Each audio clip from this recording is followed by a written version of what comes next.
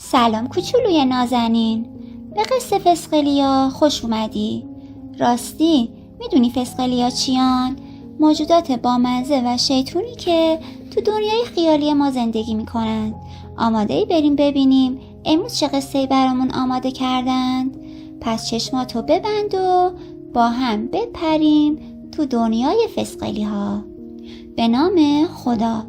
یکی بود یکی نبود، زیر گنبد کبود غیر از خدا هیچ کس نبود. قصه خانواده آهوی بازیگوش رو شروع میکنیم. در جنگلی سرسبز و زیبا خانواده کوچکی از آهوها زندگی میکردند. پدر آهو به نام دارا، مادر آهو به نام لالی و دو بچه آهوی بازیگوش به نامهای پاپی و تیتی.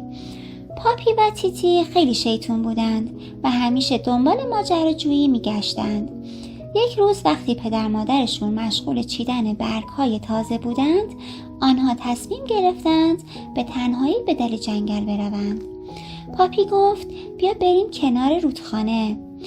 شنیدم آن طرف جنگل گل‌های خوشبویی رشد کردند. تیتی با خنده گفت ولی مامان گفته نباید تنهایی جایی بریم. پاپی چشمکی زد و گفت فقط یکم میریم و زود برمیگردیم. و همینطور بود که دو برادر کوچولو به سمت رودخانه دویدند. در راه پروانه‌های رنگارنگ آنها را دنبال کردند و آنها هم شروع به بازی دنبال بازی کردند. اما ناگهان تیتی پاش به ریشه درختی گیر کرد و زمین خورد.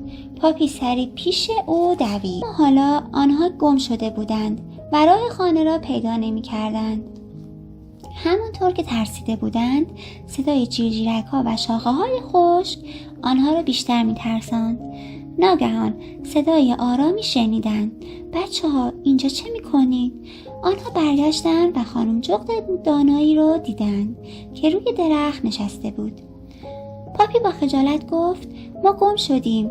خانم جغد که مهربان بود به آنها کمک کرد تا مسیر خانه را پیدا کنند.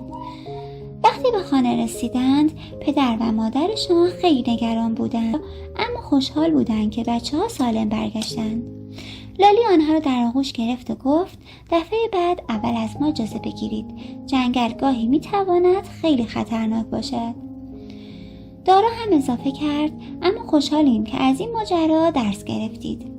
پاپی و تیتی قول دادن که دیگه بدون اجازه پدر مادرشون تنهایی جایی نرن. اما هنوز هم در کنار خانواده بازیگوشی‌هایی می‌کردن و خنده هاشون در جنگل می‌پیچید. و اینم از قصه امروزمون با فسقلی‌های دوست داشتنی. یادت نره تو این دنیای بزرگ همیشه یه فسقلی کوچولو تو قلب تو هم زندگی می‌کنه. به امید دیدار دوباره.